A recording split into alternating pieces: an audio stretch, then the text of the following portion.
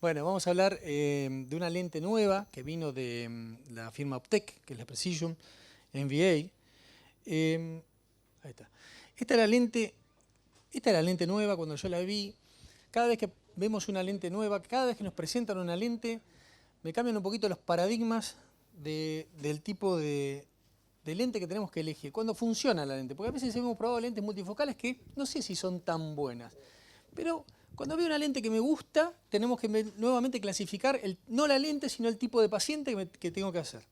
Cuando yo la vi a esta es muy linda el gráfico, así nos dieron el gráfico de la lente.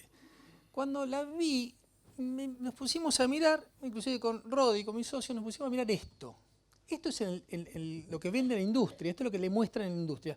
Cuando la mirás, Mauro nos dio un sample para ver, cuando mirás en la lámpara de hendidura no se ve nada.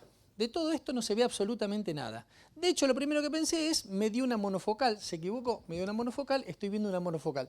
No era una monofocal. Con la primera lente que coloqué a una señora, en el microscopio tampoco se veían ni los anillos ni las rayitas.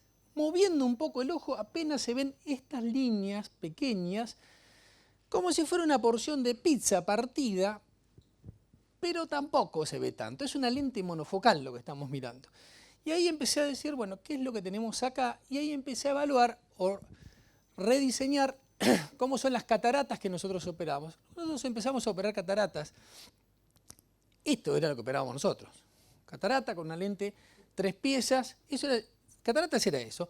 Fue avanzando, aparecen las plegables, las primeras plegables, nos animamos a la nuclear 1-2, bien, y terminamos en lo que sería acá, esto. Sáquenme la lente de contacto, sáquenme la refracción, no quiero usar más anteojos. No quiero usar anteojos, el paciente quiere... No pasa, no pasa.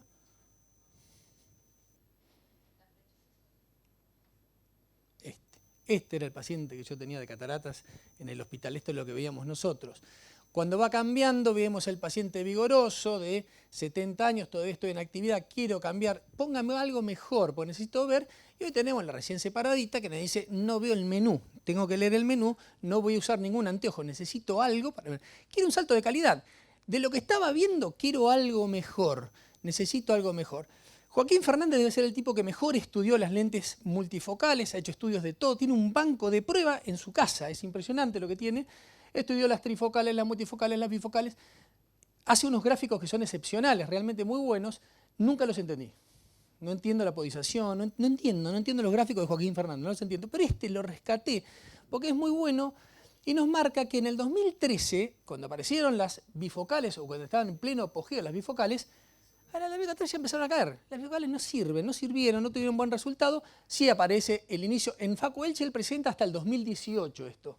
Y sí sigue creciendo, la trifocal sigue creciendo, la multifocal sigue creciendo, pero lo asombroso es esto. Seguimos implantando monofocales. La monofocal nunca cayó, seguimos poniendo monofocales, no pasa nada con la monofocal. Es que la hemetropía fáquica es esto, es navegar por las cálidas aguas del Caribe en un gran velero. Y la pseudofaquia, mal que nos pese, ¿es un velero? Sí, es un velero. Tiene agua, pero no es lo mismo. Todavía no logra ser lo mismo. No se parece a lo que nosotros queremos. Y porque tenemos que tener en cuenta que lo que estamos operando ahora son pacientes que van a tener una lente durante mucho más tiempo que lo que usualmente teníamos. Y que el ratio de opacificación capsular probablemente lo tengamos más seguido y mucho antes. Ni hablar de esto, que es lo que nos importa, lo que la industria está haciendo, tratar de poner menos anillos. ¿Por qué menos anillos? Tienen halos, tienen difotopsia. Los pacientes sufren la difotopsia, no se aguantan la difotopsia, no lo aguantan eso.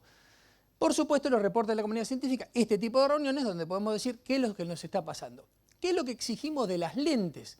Que los diseños sean mejores, que tengan filtros, la biocompatibilidad, por supuesto que las hidrófugas que tengan la tendencia a la vacuolización. Ahora tenemos un ratio de lentes importantes que hace 5 años eran fantásticos y hoy aparecen con glicenin y vacuolas, y hay que sacarlas, ¿no, Nacho? Y las hidrófilas que tengan más tendencia a la opacificación, que es lo que usualmente sucede. Por supuesto, tener en cuenta las mediciones que sean sumamente rigurosas, no escatimar nada, Leon Master, Lenstar, topógrafo, todo usemos, todo es poco.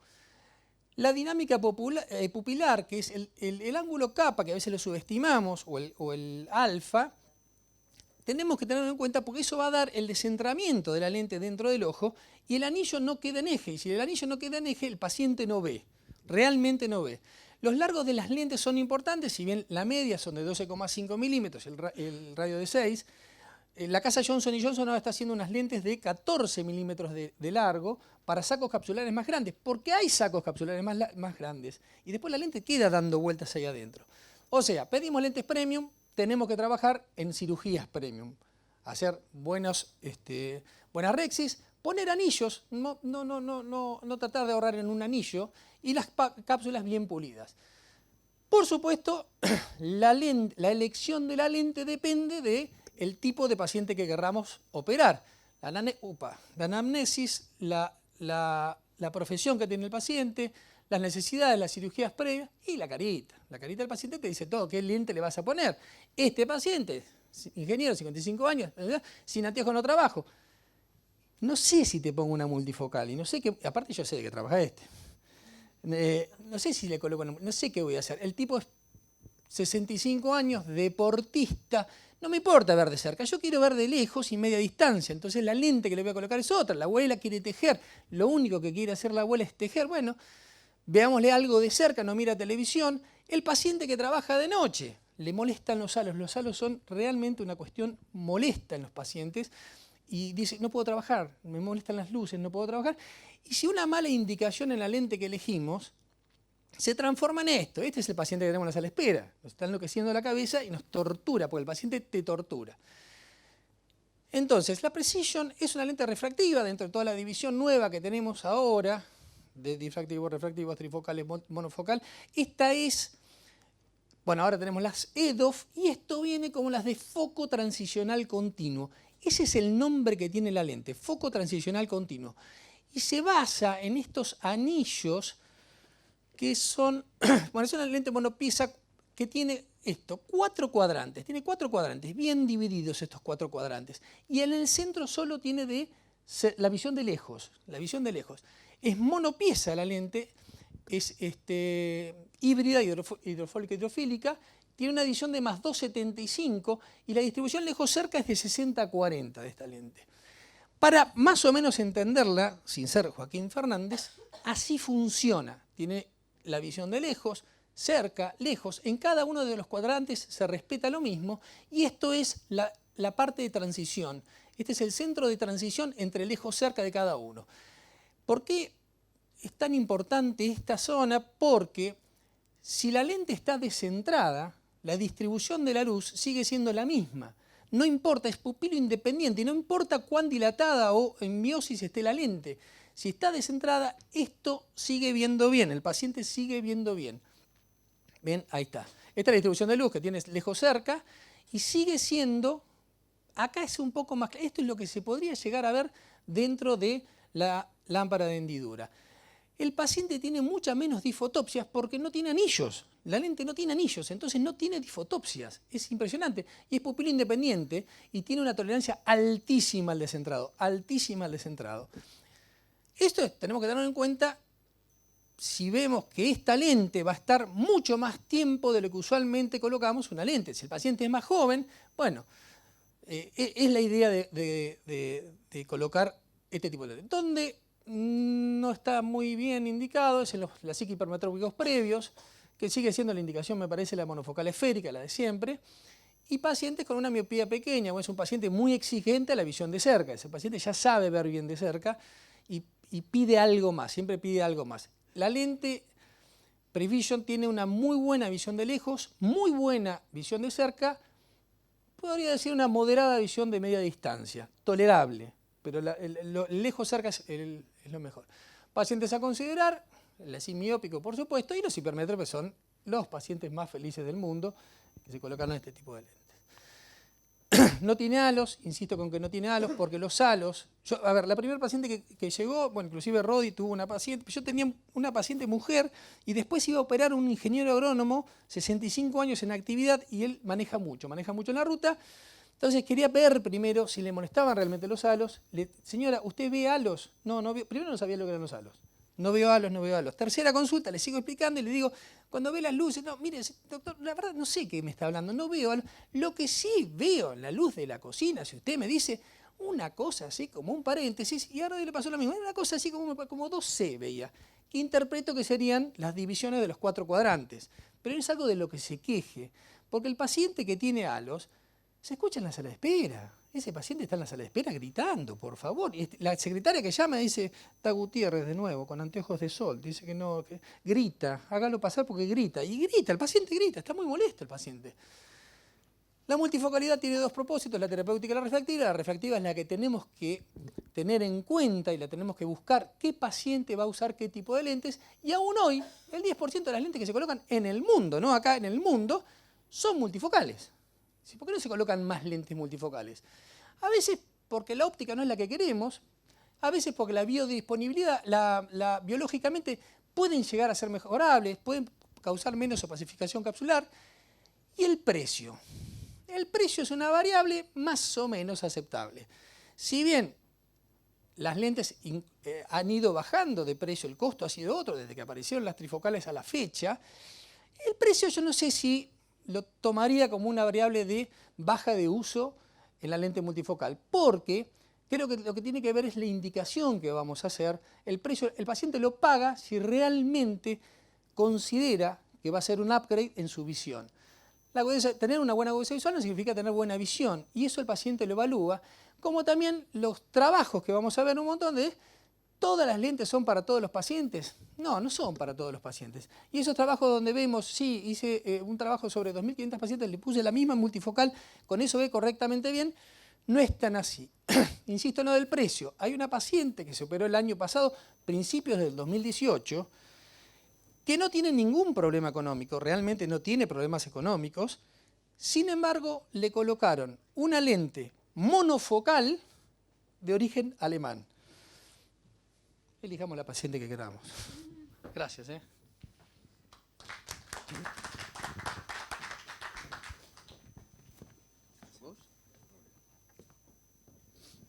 ¿Preguntas para el doctor?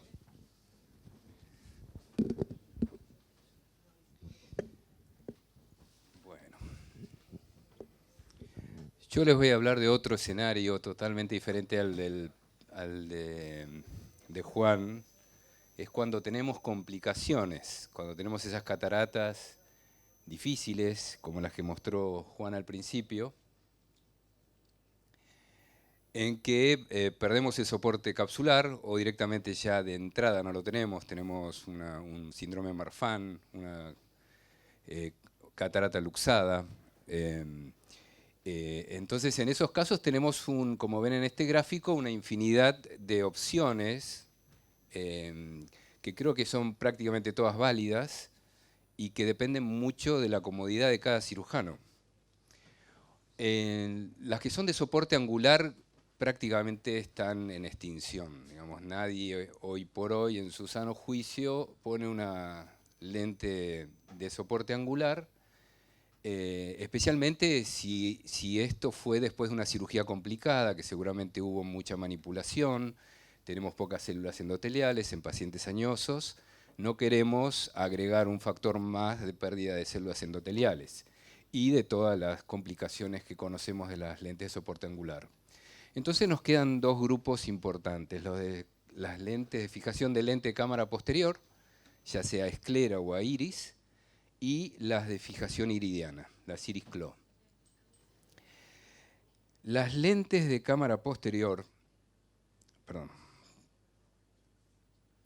pueden ser fijadas, como dijimos, al iris o a esclera, y son técnicas realmente complejas, requieren mucha habilidad, una curva de aprendizaje importante, el uso de suturas especiales, y estas no son inocuas, pueden tener complicaciones que yo personalmente he tenido. He hecho suturas escleras desde mis inicios, desde que empecé a romper asiduamente cápsulas.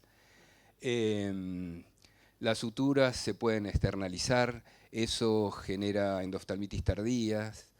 El pasaje de la aguja a través del sulcus sin ver, podemos dañar el cuerpo ciliar y generar una hemorragia vítrea. Podemos tener a consecuencia de eso desprendimientos de retina, tracciones, astigmatismos de muy difícil corrección por el tilting de la lente, que es casi inevitable en la curva de aprendizaje.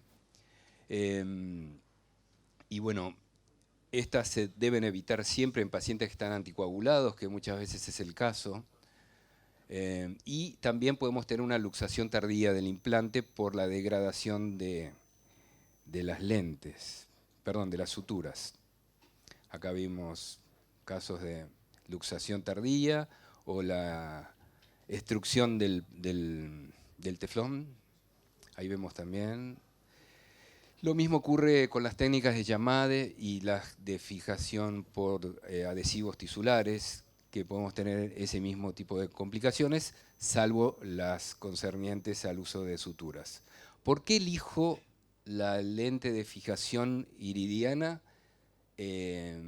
Bueno, yo creo que no requiere una gran complejidad, especialmente si lo hacemos, como les voy a mostrar ahora, con fijación retroiridiana.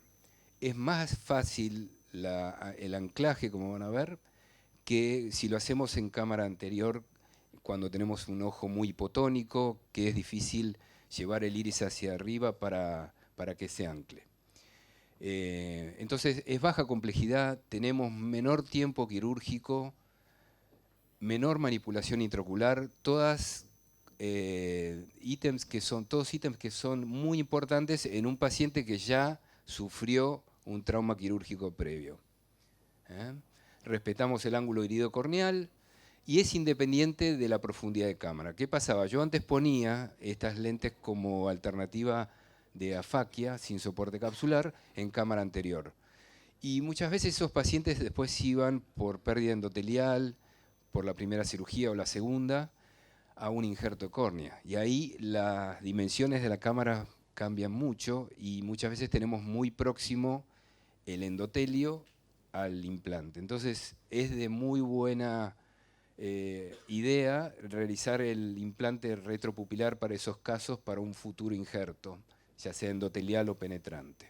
No tenemos el iris chafing, que es ese roce que nos puede generar un síndrome de dispersión pigmentaria al hacer el implante invertido.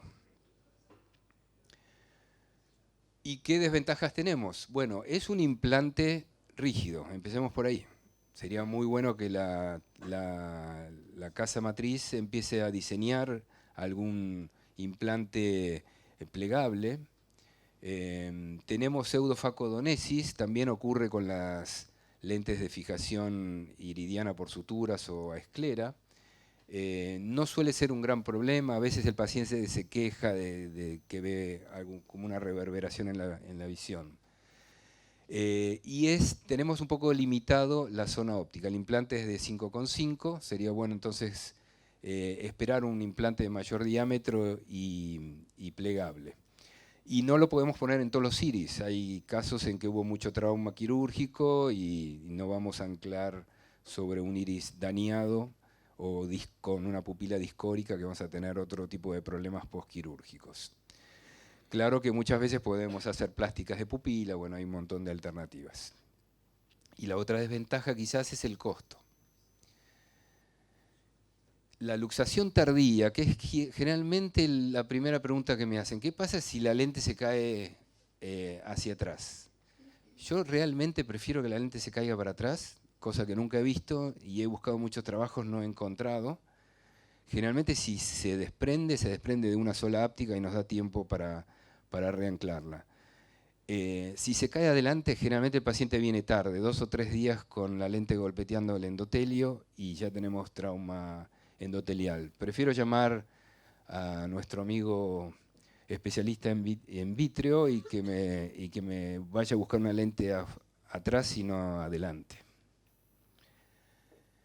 Bueno, tienen que tener en cuenta que al invertir la lente va a cambiar la constante de cálculo de esta lente. Normalmente, como está diseñada para colocarla adelante, usamos la constante de 115, pero si lo hacemos de fijación posterior tengan en cuenta que es prácticamente 117 para el cálculo.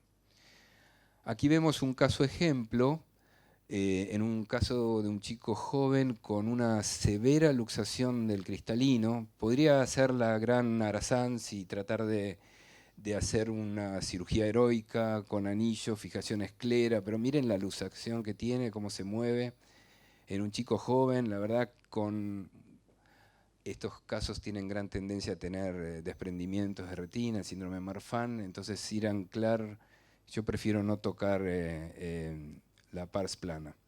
Entonces llamamos al doctor Benisek, que nos hizo una excelente aspiración vía pars plana, y no solo eso, sino además le pedí una buena limpieza de la base del vitrio, para no tener problemas futuros.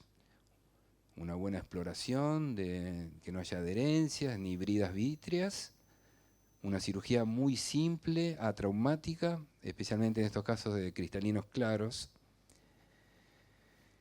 Y con la infusión, él me dejó la infusión prendida, se hace mucho más fácil el implante, con buen tono. Muchas veces en estos casos de afaquia tenemos mucha hipotonía y es difícil trabajar.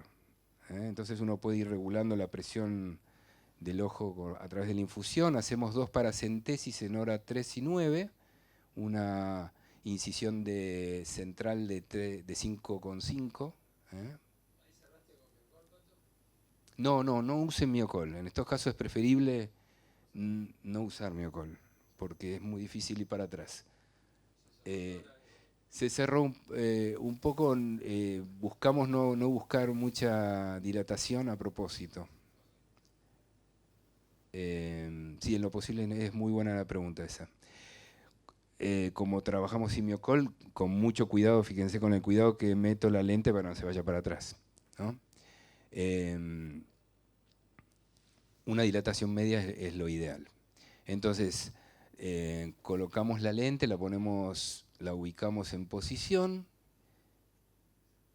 y van a ver que es una maniobra muy fácil. Por la herida principal metemos la primera áptica por debajo del iris y deprimiendo con una espátula Roma, el iris se engancha y uno siente en la mano cuando engancha la áptica.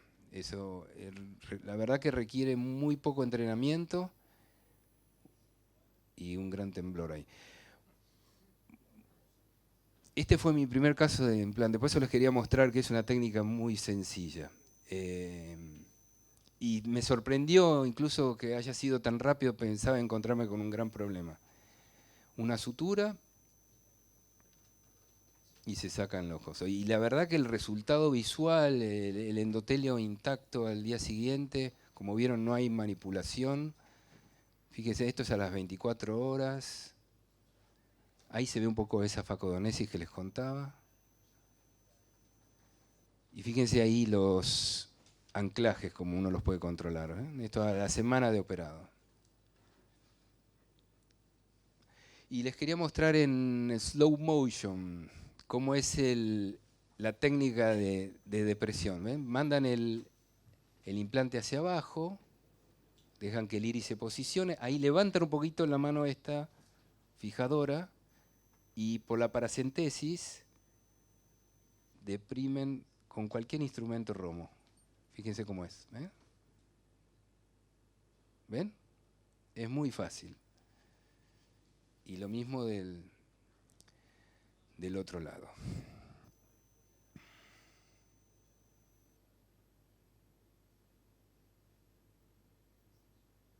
Hay que marcar las paracentesis porque a veces uno con el temor de esta técnica. Ahí está. Ahí le vuelvo a hacer una nueva porque no quede contento. Ahí está. Y la verdad que quedan muy, muy lindas. Ahora tengo como un... Entonces, en conclusión, me parece que es una técnica de baja complejidad, fácilmente reproducible, en estos casos de ausencia de soporte capsular o ectopia lentis. Muy poco tiempo de quirúrgico, especialmente cuando uno ha hecho 2 o 3, y y muy poca manipulación con respecto a las técnicas de fijación escleral. A mejorar en el futuro, como dijimos, el costo, hablamos con el BCA, y material plegable y mejorar quizás una zona óptica mayor para estos casos. Muchas gracias.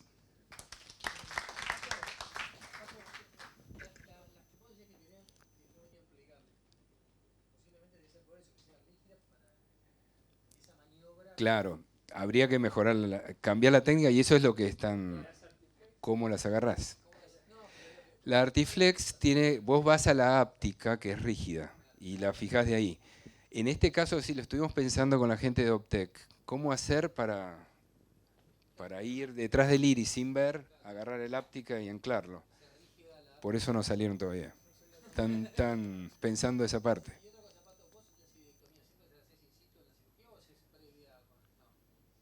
Yo generalmente lo hago in situ, pero es a piacere.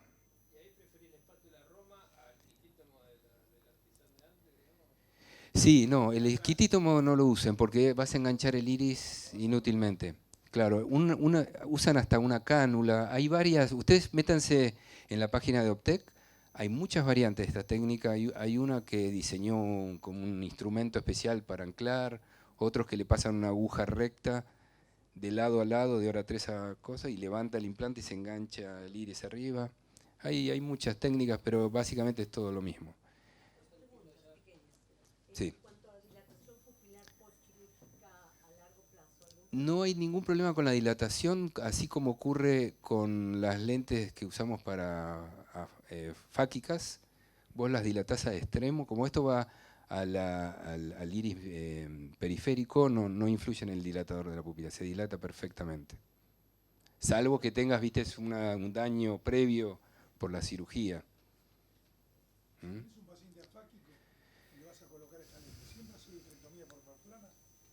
Si tenemos vítreo, porque fue una cirugía compleja y no bien terminado la vitrectomía, sí. Sí, es lo ideal. Yendo por adelante, sabes que existen la posibilidad de dejar bridas vítreas. La vitrectomía de cámara anterior no es lo ideal. Hay un montón de pacientes que están pululando.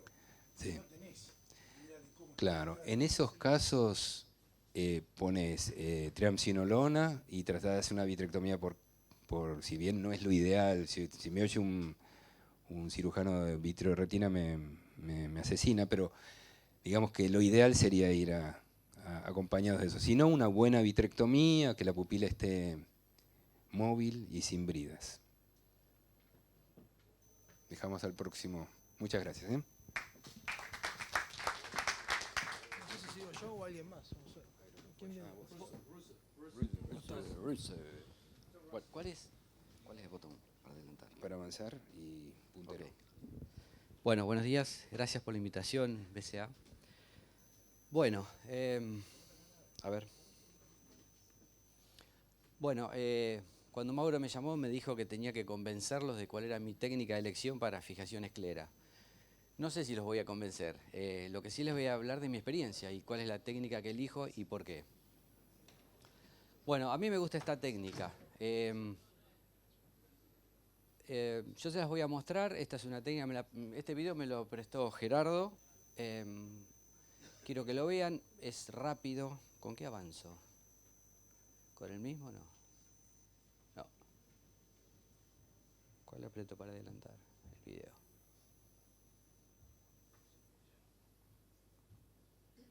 ¿Cómo hago para pasar el video?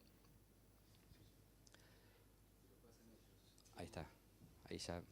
Bueno, se los muestro, vayan viéndolo, esto lo van a encontrar en cualquier lado, con lo cual no les voy a hacer perder el tiempo. Ya la conocen.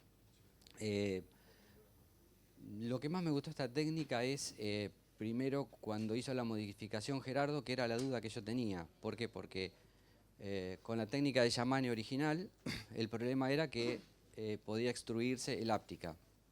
Y ya desde hace un tiempo hubo un caso de un médico de acá de Argentina que hizo la técnica previa y tuvo una extrusión y tuvo una endoftalmitis. Totalmente la mitad de la áptica afuera.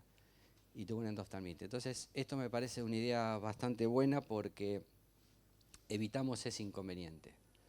Entonces, yo lo que quería transmitirle, no esto, sino yo habré hecho 10 Yamane modificada y no modificada. Y le quería comentar cuál es mi experiencia, qué es lo que no deberían hacer, por lo menos si me pasó a mí, sí convencerlo de que no le pase a ustedes. Entonces, bueno, esto ya lo habrán visto, se hace la escotilla, siempre tener en cuenta hacer esa maniobra para poder entrar a la cavidad vítrea, y la aguja tiene que estar en el sentido que van las ápticas. Fíjense cómo las ápticas van en diferentes posiciones, en la misma dirección en la que van a estar las ápticas, tanto de un lado como el otro. La vitrectomía, la inserción del lente, esa es una buena maniobra. Con el lente en el cartridge, ponerle primera áptica, por lo menos facilita y ya sabemos que el lente no se va a caer, o una posibilidad menos. Y el derretimiento de las ápticas adentro y listo. Eso sería sin tocarlo. Ahí va. Bueno, entonces, a mi criterio, ¿qué es lo que tenemos que tener para no morir en el intento? Primero, una vitrectomía anterior. Es bueno que los cirujanos de segmento anterior sepamos hacer una vitrectomía. No digo que hagamos una retinopatía diabética proliferativa, pero sí tener los elementos necesarios para improvisar y hacer una vitrectomía anterior. Anímense, que no es fácil, pero tampoco es imposible. Si pueden, si tienen un FACO con vitrectomo para usar 23G, mejor, porque van a poner los trócares y va a ser menos agresiva para el ojo. Tener las agujas de 30G. Es importante tener las 30G TW, thin wall, o sea, pared fina. ¿Por qué? Porque el diámetro del lumen es un poco más grande y justo es la medida que entra el áptica del lente. Ha pasado que con las 30G que conseguimos acá, esas no las conseguimos acá, cuesta mucho porque entran muy, muy ajustadas. Entonces, usen la 27G en su defecto. Hay que tener en cuenta después que se puede meter el áptica adentro o hacer... Claro.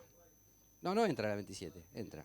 Pero, claro, pero con la 30 imposible. Tener un cauterio, por supuesto, forceps para manipular las ápticas y el lente de 3 piezas. Acá me quiero detener un poquito con el lente de 3 piezas.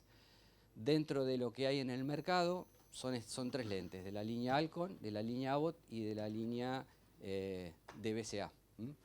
Esta es la que todos conocemos, la 3 piezas de Alcon, la Crisoft. Es una lente ya conocida, es plegable, tiene ápticas de C-loop modificado, que eso es importante también, que sean C-loop. La que tienen las ápticas en forma de J son un poquito más complejas porque cuesta un poquito enhebrar, como están metidas más hacia adentro, entonces es más difícil. Tiene 6 milímetros de diámetro, 13 de total, es esférica, acrílico hidrofóbico. El áptica es un monofilamento de PMMA Blue. Después está de la Technics, de la fábrica Abbott. También es una lente muy buena, de 3 piezas, muy parecida, C-loop modificado. El áptica monofilamento PMMA Blue también. Fíjense que habla del diámetro que tiene el áptica, que es importante para tener en cuenta con el lumen de la aguja que vamos a usar. Fíjense que es de 0,147. Y después está la de la empresa BCA, que es muy parecida también. La única diferencia que tiene un 12,5 el diámetro total y el áptica, que es de fluoruro de polivinildeno. Le tuve que preguntar a ellos qué era eso, porque la verdad que, sinceramente... Y acá me quiero detener. Acá está la gran diferencia con las otras lentes. No tengo un interés comercial con la empresa, lo quiero aclarar, pero he usado, de estas 3, usé la de la empresa Abbott y de esta empresa. Y acá está la gran diferencia. Es una áptica que tiene muy buena memoria, es mucho más maniobrable y cuando nosotros aplicamos el calor al derretir el áptica, toma la forma de un paragüita, como de un hongo. Y esa forma nos asegura de que no se meta el áptica adentro cuando la derretimos. Porque yo creo que de las veces que lo he hecho, el miedo es, uy, no habré hecho poquito, no habré quemado poco, y le sigo dando y cada vez se me agranda el botón. prefiero que quede así y no después al otro día tener el lente colgando en el espacio posterior. Entonces, de todas estas es la que más me gusta. También otra cosa, es tan fuertemente agarrada el áptica a la óptica, he tironeado bastante y nunca tuve problema. Con las de Abbott, que fueron las primeras que puse, después empecé a poner estas lentes, me pasó, de 4 que puse, una me quedé con el áptica en la mano. Yo no sé si fui muy bruto, porque fueron las primeras técnicas, o realmente tiene menos sujeción. Si bien la lente no está preparada para eso, no está fabricada para eso, pero bueno, es un detalle a tener en cuenta. Por eso no quiero pecar y decir que una es mala y la otra no. Simplemente la experiencia que yo tuve, que es lo que yo quiero que se lleven de todo esto. Bueno, a ver, ahí. ¿Cuáles son los tips a tener en cuenta para la cirugía? Bueno, realizar vitrectomía anterior si es necesario. En la mayoría de los casos, si no está hecha la vitrectomía, háganla. Es importante tener un buen espacio de manipulación del lente y no tiene que haber vitrio, si no, no les va a quedar la lente centrada, les va a costar la maniobra, no va a ser cómodo. Marcar a 180 grados el limbo para evitar el descentrado. Suele pasar que uno pierde noción de los 180 grados y la lente queda descentrada después de terminada la cirugía. Probar el áptica en el lumen de la aguja, ni bien sacan el lente, agarran la aguja y prueben de poner el áptica dentro. Me ha pasado que, no sé por qué, cuando pasó por el inyector, el áptica se rasgó y me costó muchísimo y tuve que cortar un pedacito y ponerla de nuevo. Colocar el primer áptica desde el inyector, que es lo que mostramos en el video, y asegurarse una buena dilatación pupilar. Bueno, todo lindo, pero no todo es tan simple. Estamos en faco extrema, aparte tenemos que darle un poquito de pimienta a esto. Entonces yo voy a mostrar mi experiencia, lo que hice bien y lo que hice muy mal. Bueno, video por favor. Este está muy editado. Esto es un paciente, fíjense la pupila. Si se fijan, acá todo esto, porque tenía un edema epitelial, tuve que sacar todo el epitelio porque no se veía nada. Hice la vitrectomía, puse los trócares, esto con escotilla, por eso se ve. Hice la técnica modificada, la de Gerardo. Fíjense lo que me pasó, me quedó el lente atrapado en la incisión y fíjense cómo sale la irrigación. Esto no hay que hacerlo, ténganlo en cuenta. Pero bueno, ya que estaba, quedó el lente atrapado, intenté, está demasiado resumido. Acá están los forceps para manipular, este forceps es de 20G. Después de un intento, bueno, entró, demasiado rápido. Y la escotilla, fíjense cómo cierra y queda bien. La lente no está descentrada, lo que está discórica, está la pupila lastimada, por así decirlo. Sí, estaba así. Estaba así. Era un paciente que estaba fáquico, con edema epitelial, vitro en cámara anterior. Hermoso, todo sinequiado. Pero bueno, lo pudimos terminar.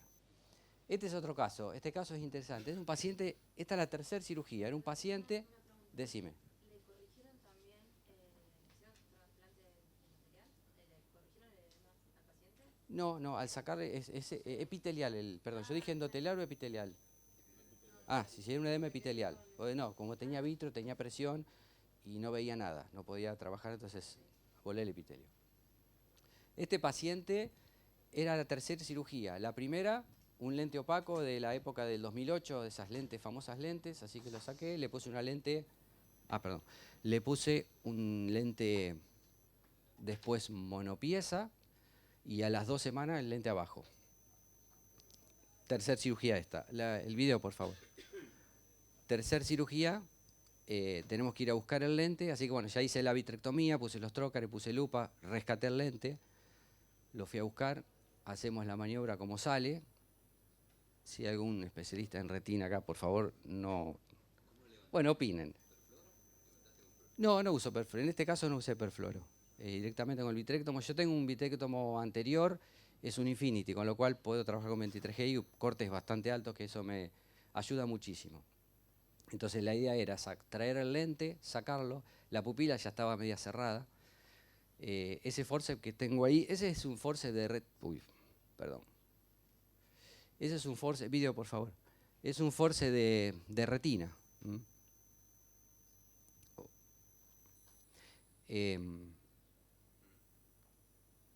la anestesia paravulvar. Entonces, bueno, un error ahí. No marqué, fíjense que no marqué los 180 grados. No lo hice, no lo hagan.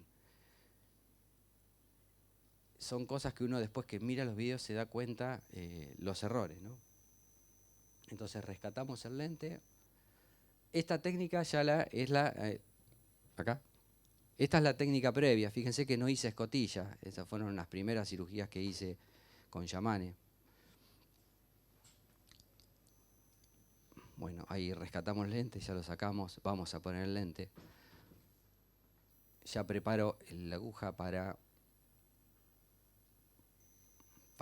vamos sacando suavemente. Siempre suavecito. La maniobra tiene que ser muy suave porque ahí sale la áptica. Se empieza a acomodar. Fíjense cómo va rotando. Sigo apretando, ahí me voy para atrás un poquito, vuelvo a reponer. No, esa es la IPX. Digo, bueno, ya está, es perfecto, espectacular, ya está, listo. Cirugía terminada casi. Sigo haciendo fuerza, miren qué lindo. Golpazo. Fíjense el áptica cómo queda doblada, torcida. Me agarra el síndrome Gaudio ahí. Pausa viscoelástica, digo, bueno, ¿qué hago? Me quedo quieto. Obviamente que el video está editado, ¿no? Pero,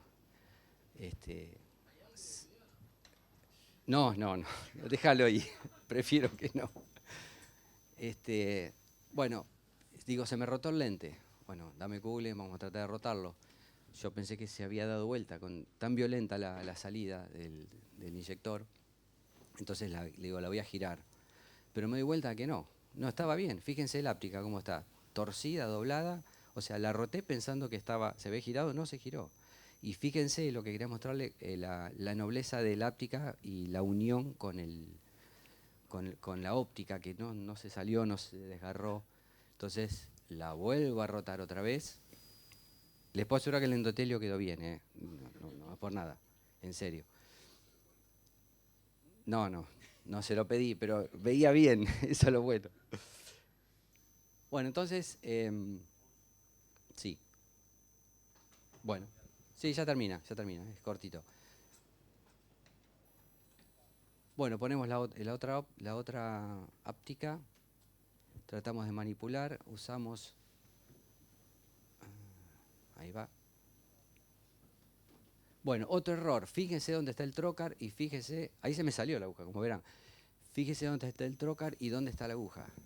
Otro error. Tengan en cuenta eso, no hagan esto porque fíjense cómo molesta para manipular y para poder enhebrar, digamos, y pasar el áptica por el lumen. Me llevó unos minutos. Y otra cosa, otra maniobra que es interesante, porque es la que más cuesta, es esta áptica, la segunda, es tratar de afrontar la punta en forma perpendicular. Una vez que logran apoyarlo en forma perpendicular, aprietan y va solito. Esa maniobra la hice de casualidad, pues no. Y la verdad que la adopté porque está muy buena. Una vez que pasó, ya... Bien. Bueno, y después derretimos las ápticas. Voy a adelantar como me piden. Bueno, ahí está, agarramos. Por supuesto que se me rompió el cauterio, así que fíjense el botoncito. ¿Ven cómo se forma? Eso es diferente a las otras ápticas, al material, ¿no? Se me rompió el cauterio, así que doblé una cánula, la calenté con el Big Laser, le digo yo, que es el encendedor. Porque el paciente no puedo decir, va a escuchar, dame el encendedor. No, es un Big Laser. Bueno, queda bárbaro, pero el tema de las ápticas, por eso la modificación me parece muy piola. Bueno, ¿por qué la elegí? Es una técnica segura, tiene estabilidad el lente, no requiere sutura esclera, no hay fijación a iris y con la modificación en extrusión de áptica. Me parece que acá está el detalle. ¿Y qué desventaja? Por decir, requiere una curva de aprendizaje al fin, pero corta. Hay que manejar los trócares y hacer vitrectomía, pero me parece que ya a esta altura no es necesario. Bueno, ¿alguna pregunta? Sí, hice un bolsillo. En esta no, en la anterior. ¿Alguna pregunta? Bueno, muchas gracias. Sorry, me pasó con esto. ¿Qué dices? Pasó con esto, ¿no? Ah, perfecto. Gracias. Bueno, primero agradecer a Gerardo y a BCA por la invitación y a Zunino por prestarme su iPhone para pasar las diapositivas. Bueno, voy a hablar de lentes anclados a esclera con otra técnica, que es la técnica de Agarwal. Creo que lo bueno de este simposio es que son todas técnicas complementarias para solucionar un problema que es la faquia. Tanto el Artisan, como mostró el doctor Grayev, como la técnica que mostró recién Gustavo, y bueno, la que voy a mostrar yo. Digamos, no es una competencia a ver cuál es mejor. Digamos, está bueno tener todas en la cabeza y cada uno usará la que más le guste, la que mejor le salga. Cuando conecten allá, arrancamos.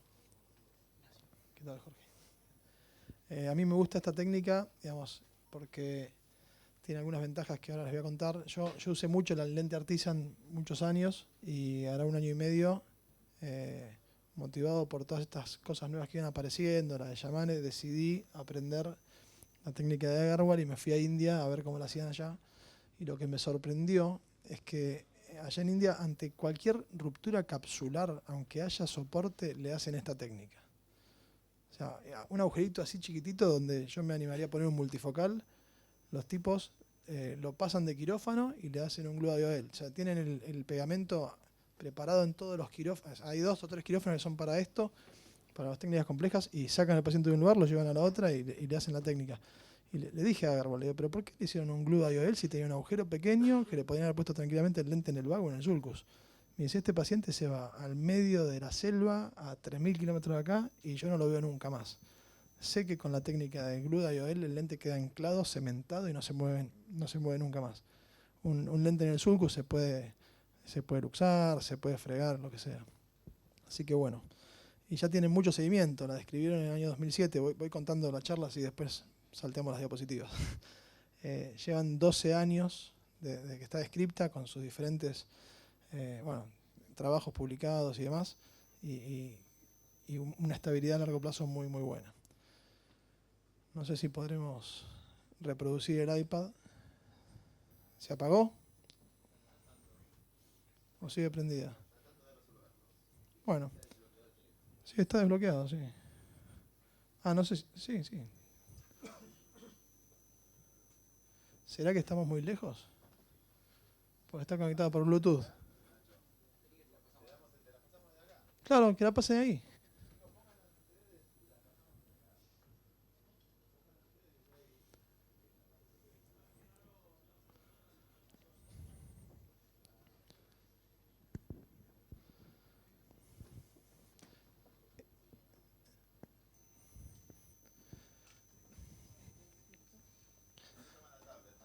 ¿No la toma el HDMI? Tengo un VGA, si quiere.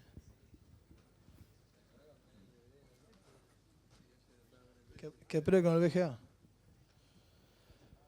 Bueno, básicamente, digamos, la gran ventaja que tiene esta técnica con respecto es muy parecida a la Yamane que mostró Gustavo. La diferencia es que tiene el áptica protegida por una tapa escleral. Lleva un poquito más de trabajo eso porque hay que tallar las tapitas y demás, pero uno puede ver el áptica que está realmente cubierta por esclera y tiene otra, digamos, lo que me gusta, es un poco más trabajosa y un poquito más larga, pero lo que me gusta es que uno también puede graduar cuánta áptica ingresa en cada sector. Sí, ahí está. Bueno, dale play, por favor. Y a ver si pasan desde acá. No, pasalas vos, porque no llega.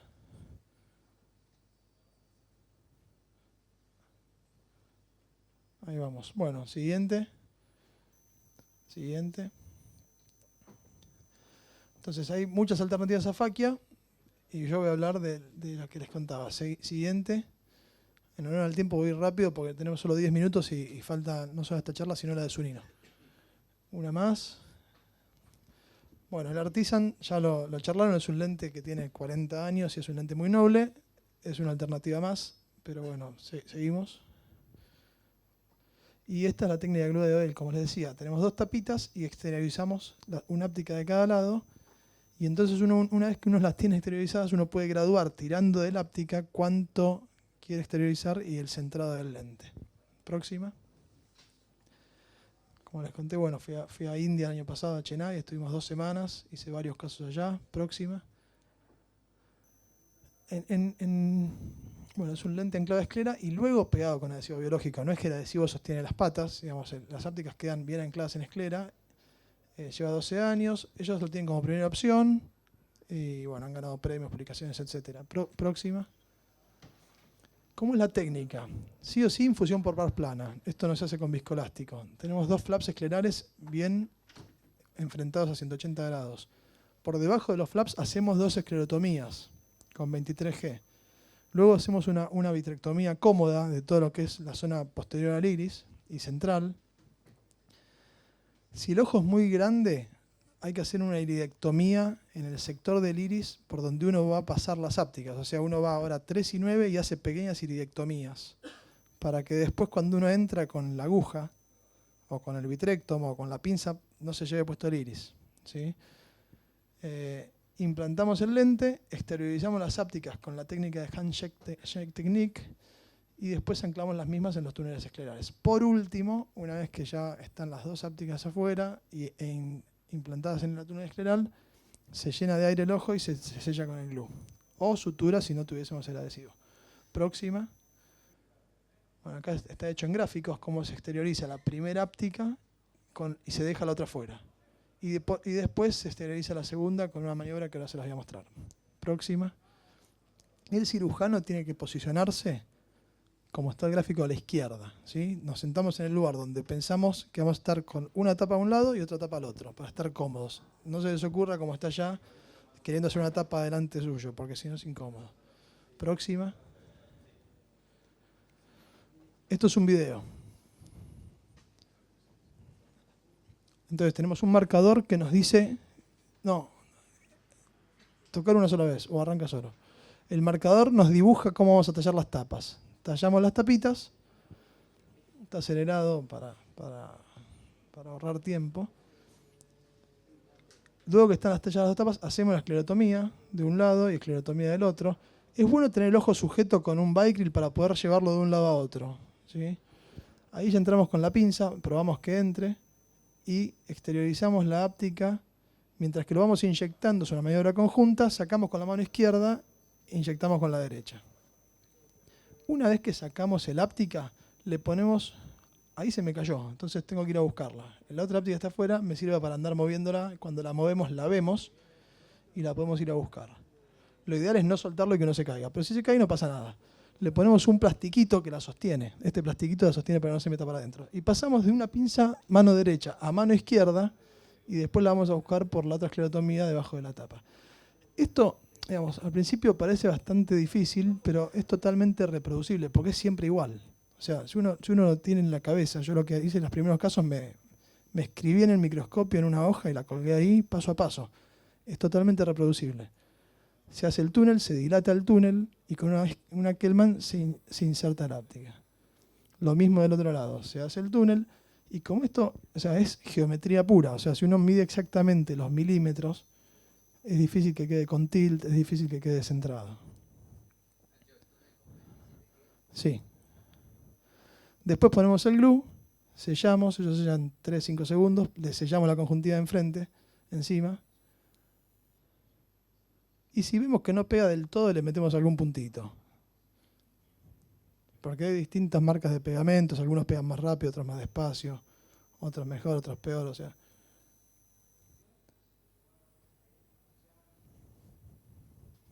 Lo mismo del otro lado. Entonces uno ve que las ápticas ya quedan bien enterradas. O sea, eso es inamovible. Da laburo, pero la verdad que está bueno. Eso es un pedacito de... ¿Viste los taponcitos de las pinzas? Lo cortás un pedacito de suero, sí. Próxima. Entonces, como principales ventajas es de cámara posterior. Es por pequeña incisión, no es 2.2, pero es 3,5. Se puede hacer en iris traumatizados o incluso en aniridia. Tenemos visualización permanente. Hay menos riesgo de hemorragia expulsiva, por ende, por ser incisiones pequeñas. Esta técnica no requiere sutura, salvo la que le damos a la principal.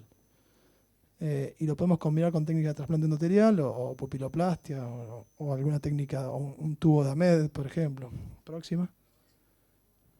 Este es otro video, pero lo vamos a obviar. Es lo mismo, pero vino una paciente con un lente luxado en el fondo de ojo y bueno, le sacamos el lente y después le pusimos otro. Así que este saltealo. No, así clic de vuelta. Bueno, ¿ves? Estos son un montón de casos en los que se podría poner un lente intraocular de estos. Vamos a la próxima. Ahora la Magister lo vende, el Veriplast. Bueno, y en esto, digamos, lo voy a hacer rápido, pero en las luxaciones que ya vienen así como a los grados 3 y 4, directamente la indicación nuestra es esta técnica. Con el mismo vitrectomo aspiramos y cortamos todo el cristalino. Una vez que está todo aspirado y libre el eje, ponemos el lente anclado a esclera. Próxima. Dale otra más. Otra más. Esta técnica, esta es una foto de un video mío. Yo antes hacía esto y la verdad que es un laburo chino. Estaba 2 horas haciendo la rexis descentrada, metiendo el segmento, traccionando, tirando. Quedaba muy lindo, pero en definitiva tenés un punto de anclaje, depende de la sutura, el otro queda con la zona natural. Hoy tenés la otra técnica que queda mucho más fijo. Próxima. Lo de los lentes ya lo dijo Gustavo. Así que no voy a entrar en detalles, pero estos son los 3 lentes que usamos. Próxima.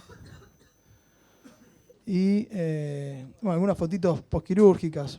Yo tengo 30 casos, algunos descentrados leves, flap profundo, alguna filtración, quiebre de ápticas. O sea, hay una curva de aprendizaje. Pero las complicaciones no son dramáticas, ¿sí? Vamos a la próxima.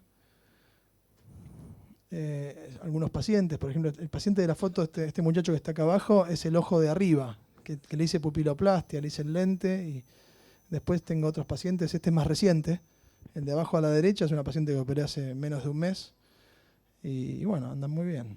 Dale la próxima. Fotofobia. Era el día 1, allá los mandan a todos con anteojos oscuros. Este es el pegamento, todos los pegamentos son 2 componentes que se mezclan, ¿sí? Vamos a la próxima.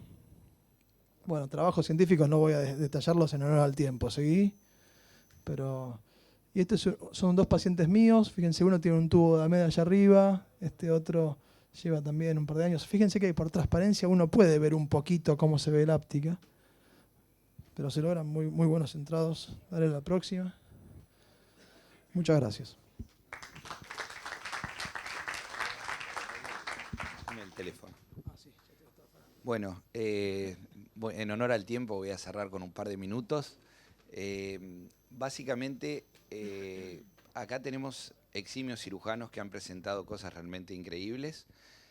Hablando con uno de los que presentó recién lentes fijados por la técnica de llamame Gerardo, me dice, sí, realmente es mucho más sencillo y es el gold standard en el mundo colocar una lente Artisan de afaquia. Ok, quedamos así. Pero, ¿cuál es el inconveniente? Si nosotros tenemos una lente intraocular ya dentro del ojo luxada, como recién les mostró Nacho, me parece absolutamente lógico tratar de colocar esta lente por glue o por cualquier otra técnica como las que describieron a continuación. Pero lo que tenemos que tener en claro es que cuando nosotros tenemos una afaquia en un Marfan, en pacientes con problemas sonulares, en pacientes pediátricos inclusive, el gold estándar en el mundo es el Artisan de afaquia. Y el gran talón de Aquiles, que sigue teniendo hace 42 años en muchos congresos sobre el endotelio y el Artisan de afaquia, es realmente una falacia, porque si esto fuera verdad, directamente este lente tendría que haber salido del mercado ya hace muchísimos años. Pero mucha gente sigue diciendo que el lente tiene un aumento de células de pérdidas endoteliales. Sépanlo que cualquier lente intraocular que ustedes coloquen en el ojo, sea de cámara anterior, sea de cámara posterior, sea ICL, va a tener un aumento de pérdidas de células endoteliales. Y hay trabajos hechos con ICL, hay trabajos hechos con Artisan y con lentes de cámara posterior. Entonces, lo importante es que el rate, la apoptosis, la muerte celular programada, sea realmente lógica para que el paciente llegue a un estadio final de su vida con el endotelio en condiciones. Y eso es lo que justamente nos proporciona Artisan. Bueno, creo que damos por terminado porque tenemos el... Yo no estaba invitado, pero me meto porque tengo ganas. No, tiene razón Luis. A ver, el lente más puesto en el mundo para afaquia es el Artisan y va a seguir siendo. yo por ahí a veces no comparto del todo los datos estadísticos endoteliales, digamos. Pero si vos me decís en uno que está afáquico y le pones un artisán retroidiano, no hay discusión. No hay discusión.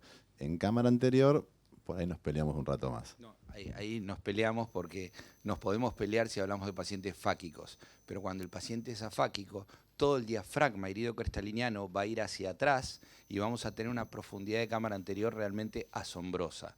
¿Dónde está el problema? ¿Dónde está el problema? Que lo dijo también Nacho, en los pacientes que son frotadores oculares. Si uno se frota el ojo, el lente indudablemente va a tocar el endotelio y va a traer el mismo problema que trae una lente de cámara anterior, de Wyckoff o cualquier otro tipo de lente. Y otro problema que trae es que cuando uno se aprieta el ojo, al ser rígida, el artisán de afaquia, que todavía no está en sus modelos plegables, el lente va a bascular y probablemente pueda llegar a desclipear el sector nasal de la lente, que ese es el otro gran problema que tiene la lente. Bueno, que es una cosa lógica. Si al paciente se le dice que no se toque el ojo, no se toca el ojo y no va a tener problema. Bueno, damos por finalizado el curso y muchas gracias a todos por su atención.